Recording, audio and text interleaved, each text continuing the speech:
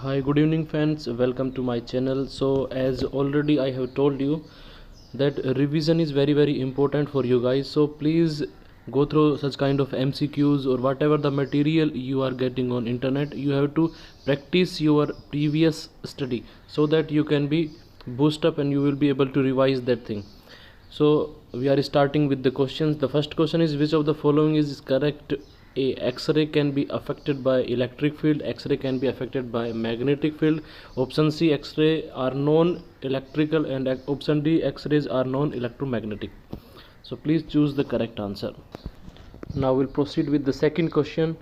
The wavelength of continuous X-ray depends upon A, atomic mass of target, option B, atomic number of target, option C, temperature of target, and option number D, independent of target. So you have to find out the correct answer and you have to report on the comment. Now the third question is, if X-ray tube is working at 25 kilovolt, then minimum wavelength of X-ray would be कितना होगा? Option A दे रखा है आपको 0.49 angstrom. ऐसे ही आपको चार option दिए हैं.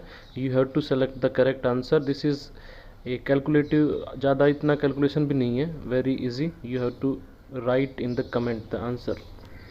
Next, monochromatic x-ray of wavelength lambda is equals to 0.078 angstrom is given. ठीक है. And is scattered by carbon. X-rays scattered at an angle 180 degree with respect to incident beam. What will be the wavelength of the scattered X-ray? So you are also giving here 4 options. You have to select the correct one and comment. The value of Compton wavelength is.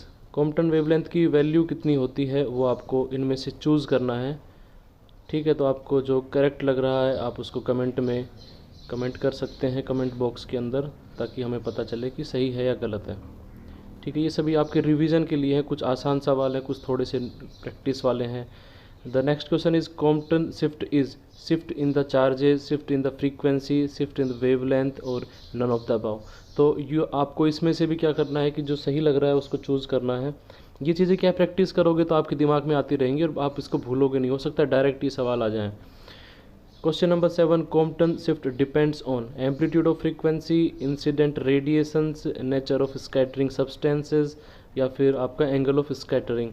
So आपको इसमें से भी theoretical सवाल है, बताना है कि कौन सा सही है. ये सभी डिपेंड करेगा आपने लेक्चर कितने अच्छे से सुना था. Question number 8, in pure rotational Raman spectrum, the separation between two successive lines will be. दो सक्सेसिव लाइंस जो होती हैं रोटेशनल स्पेक्ट्रम में, आपको बताना उनके बीच में स्पेसिंग कितनी होती है. 4 ऑप्शंस आपको दिए हुए हैं. You have to select the one. A sample is irradiated with a light source of lambda is equals to 3458 angstrom. If Stokes lines are observed at 4458 angstrom, find the wavelength of the anti Stoke lines. आपको इसका concept पता है, कैसे निकालते हैं anti Stokes और Stokes में relation किस तरह से है हमारा. ठीक है. Next question, work function of silver is 6.6 into 10 to the power minus 19 joule. Calculate threshold wavelength of this photo electric effect में से ये सवाल है. तो आप इसको बताना है कि कितनी होगी जो आपकी लैम्डा नोड की वैल्यू होगी वो. ठीक है, सिंपल सा सवाल है, आप इसको कर सकते हैं. तो धीरे धीरे आप, यदि जो मैंने पहले भी कुछ सेट्स दिए थे उनको भी आप ये नहीं एक बार कर लिया, कई बार प्रैक्टिस करते रहिए, ताकि वो चीज़ें, क्योंकि उसी लेवल की आने वाली है, वो आपको रिवाइज होती रहनी चाहिए. Wavelength of the characteristics x ray depends upon. Option A atomic mass, option B atomic number, option C temperature, option D independent of all this. तो आपको बताना है कि किस पे डिपेंड करता है, किस पे आपको पता होना चाहिए. ये चीज़ हो सकता है किस पे डिपेंड नहीं करता ये पूछ ले एग्जाम में, किस पे डिपेंड करता है ये पूछ ले.